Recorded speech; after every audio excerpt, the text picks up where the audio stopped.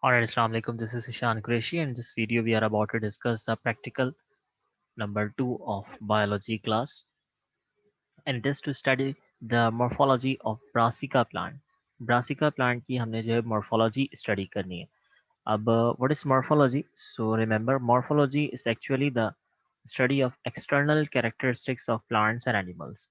Morphology के अंदर हम organisms के external characteristics को study करते हैं. इसी तरह से अगर यहाँ पे ब्रांच एनाटमी का जिक्र होता तो हम एनाटमी यानी कि इसके इंटरनल पार्ट्स को स्टडी करते, बट यहाँ पे मॉर्फोलॉजी कहा जा रहा है. So we are about to discuss the only morphological characters, means the external characteristics of plants and animals. सिर्फ हम एक्सटर्नल कैरेक्टरिस्टिक्स जो है वो डिस्कस करेंगे.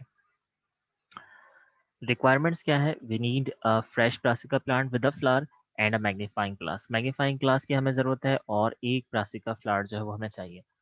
प्रोसीजर क्या होगा? Take a small fresh plant of brassica plant having root stem leaves.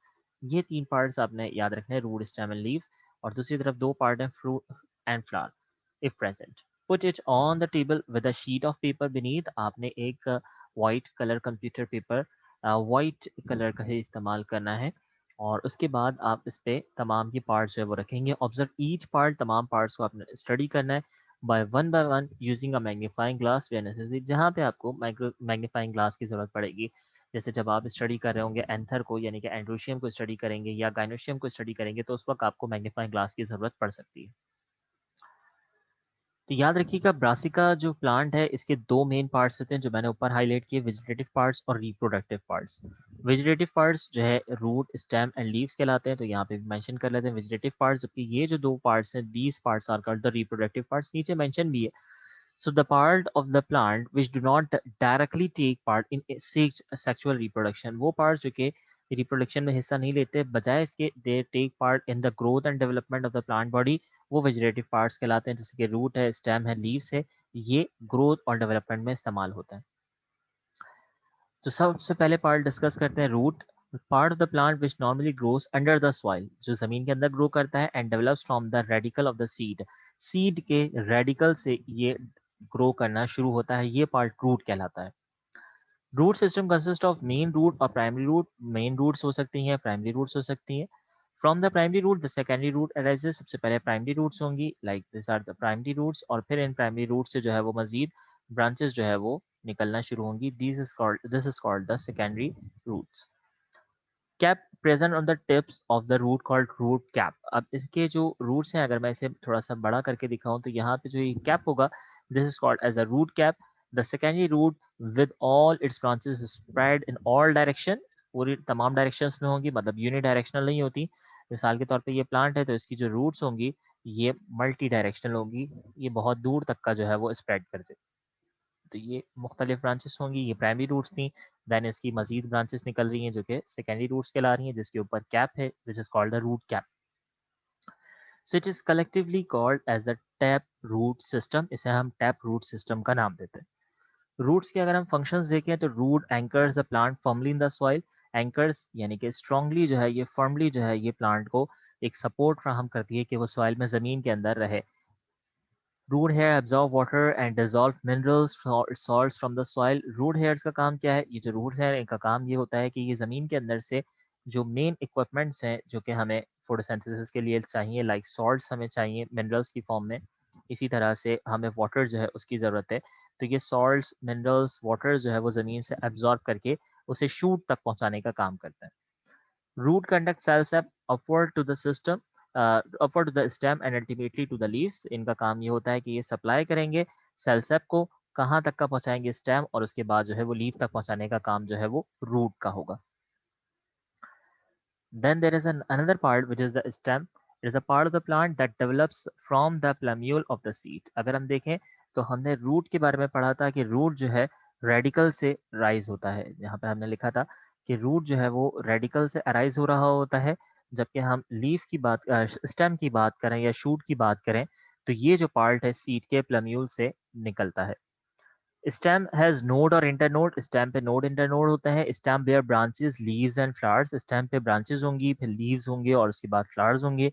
Leaves, flowers, birds, branches arises from the nodes. ये तमाम चीज़ें जो है वो नोड से अराइज होती है. एंड इंटरनोड क्या है? Internode is a portion of the stem between two successive node, दो सक्सेसिव नोड के दरमियान जो पोर्शन होता है वो इंटरनोड कहलाता है। फंक्शंस क्या है स्टेम के? Stem fixes the plant firmly in the soil. Stem की भी पूरी कोशिश होती है कि रूट के साथ स्टेबिलिटी प्रोवाइड करे कि जो प्लांट है वो सॉइल के अंदर फर्मली जो है वो स्टेबल रहे। इसी तरह से रूट से आपको जो मैंने रॉ मिनरल्स लिखे थे उन्हें लीफ तक पहुंचाना है ताकि फोटोसिंथेसिस का मैकेनिज्म हो सके। तो transport water and dissolve minerals salts and foods from one part of the plant to another part.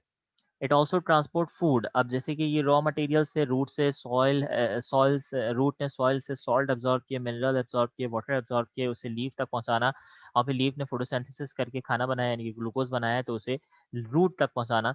तो ये तमाम काम भी स्टेम ने करना होता है। It is actually intermediate between root and leaves.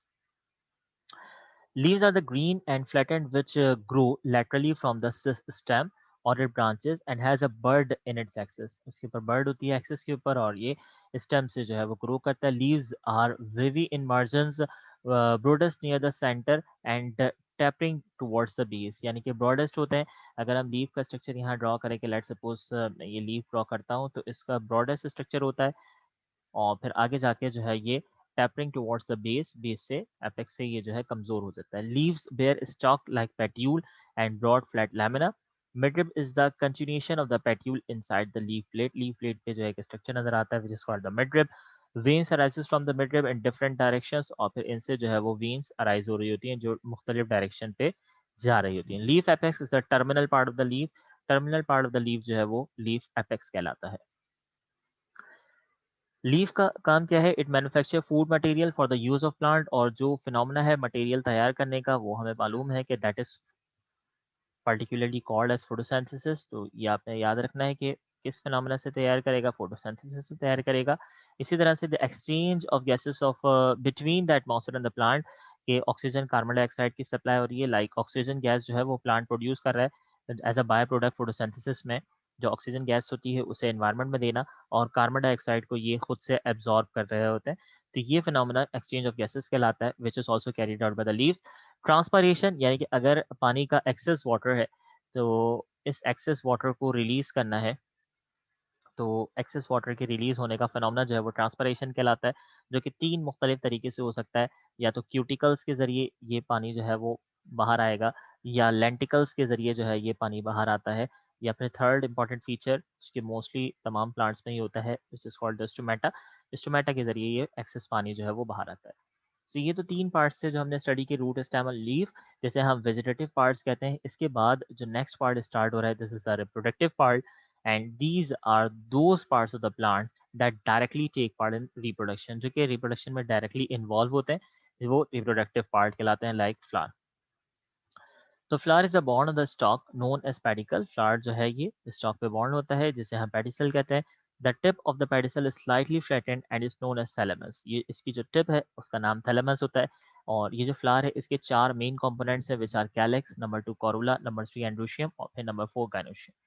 अगर हम इसे इस तरह से ऑब्जर्व करते हैं तो ये पार्ट जो है हमने बताया है कि ये रूट है जो कि प्राइमरी रूट्स कहलाती हैं और फिर इन प्राइमरी रूट से ब्रांचेस निकल रही होती हैं, फिर टैप हेयर्स और रूट हेयर्स बन रहे होते हैं जिनका काम, इसके बाद इनका काम जो है ये वाटर सॉइल सॉल्ट जो है वो एब्जॉर्ब करना मिनरल तक और फिर उसे स्टेम के जरिए बाकायदा लीफ तक पहुंचा देना। अब ये मुसलसल ब्रांचेस निकल रही होंगी तो लीफ तक पहुंचाने का जो काम है, लीफ बताया कि लीफ के दरमियान में वीन है और फिर उसके बाद जो है इससे मजीद ब्रांचेस निकल रही होती है। मिडरिब है, मिडरिब से जो है वो मजीद इसकी ब्रांचेस है।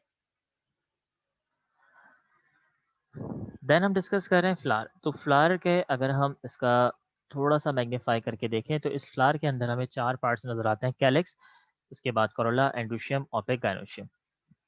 तो कैलिक्स जो है वो आउटर मोस्ट पार्ट होता है, उसके बाद जो है पेटल्स होती हैं जिसे हम कोरोला कहते हैं, उसके बाद हमें मेल पार्ट नजर आता है विच इज द एंथर और फिर फीमेल पार्ट नजर आता है गाइनोशियम। ये मैं अभी नेक्स्ट स्लाइड के अंदर आपको दिखाता हूँ कि ये किस तरह से नजर आएंगे और इसे हम माइक्रोस्कोप में भी देख सकते हैं। इसी तरह से हम इसका एक थोड़ा सा डिटेल व्यू भी देखते हैं इंशाल्लाह नेक्स्ट स्लाइड के अंदर। First part is the calyx. So जैसे मैंने बताया कि आउटर मोस्ट वॉल, सबसे आखिरी wall of the Brassica flower क्या है? कैलिक्स है which consist of 4 free green colour sepals, चार सेपल्स पे कंसिस्ट करता है। और कैलिक्स का काम क्या होता है, it covers the inner part of the flower, flower के इनर पार्ट को प्रोटेक्ट कर रहा होता है, उसे सपोर्ट प्रोवाइड कर रहा होता है, किस चीज़ से, सनलाइट से, रेन से, कि वो ख़राब ना हो जाए। इसके बाद कैलिक्स के बाद जो इनर पार्ट होता है उसे हम सेकंड वॉल भी कहते हैं, this is called Corolla, which consist of 4 free yellow colour petals. आपने ये याद रखना है कि 4 फ्री ग्रीन कलर सेपल्स से it consist of 4 free yellow colour petals, और इसे हम कलेक्टिवली कोरोला कहते हैं। Due the bright yellow colour Honey बीज एंड बटरफ्लाइज आर अट्रैक्टेड, इस पर क्या आती हैं, हनी बीज या बटरफ्लाइज या मुख्तलिफ इंसेक्ट्स जो है वो आकर अट्रैक्ट करते हैं, और इस अट्रैक्शन का फायदा क्या होता है, पॉलिनेशन का जो है वो अमल होता है। इसके बाद थर्ड पार्ट हमें नजर आएगा androecium with the third wall, and it is also called the male reproductive part. अब मैंने यहाँ पे भी जिक्र किया था कि कैलिक्स कोरोला के बाद androecium is the male part and gynoecium is the female part of the plant. तो androecium consist of 6 free stamens. Again आओ कि यहाँ पे हमने कहा कि 4 फ्री सेपल्स हैं, 4 फ्री पेटल्स हैं, इसका कलर ग्रीन था, इसका कलर येलो है, और इसके अंदर जो है वो 6 स्टेमन्स मौजूद हैं, arranged in the 2 circles, 2 circles के अंदर ये अरेंज्ड होते हैं। फिर स्टमन के मजीद 2 पार्ट्स होते हैं which are known as the filament and anther. Filament is slender soft and broad like, जबकि एंथर जो है वो it is present the swollen tip of the filament. यानी कि अगर मैं यहाँ पे ड्रॉ करूँ, बल्कि ये पिक्चर भी है, तो ये पूरा का पूरा पार्ट जो है वो फिलामेंट कहलाता है, और इसके टिप पे ये जो स्ट्रक्चर है ये एंथर कहलाएगा। Like this is the filament and this is the anther, this is the filament and this is the anther. So filament is a slender, soft and rod like. It is anther. It is present the swollen tip of the filament, and each anther contain numerous pollen grains। इसमें numerous pollen grains हैं, जिसकी वजह से जब भी कोई butterfly, कोई insect या हनी भी आते हैं, तो वो जब भी इसे सक करेंगे तो इसका एंथर से जो pollen grains है उसको लेकर किसी दूसरे प्लांट तक ले जाकर ट्रांसपोर्ट करेंगे, या सेल्फ पॉलिनेशन भी करवा सकते हैं।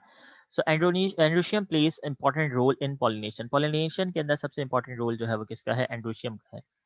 Now gynoecium is the fourth wall and it occupies the central position of the flower।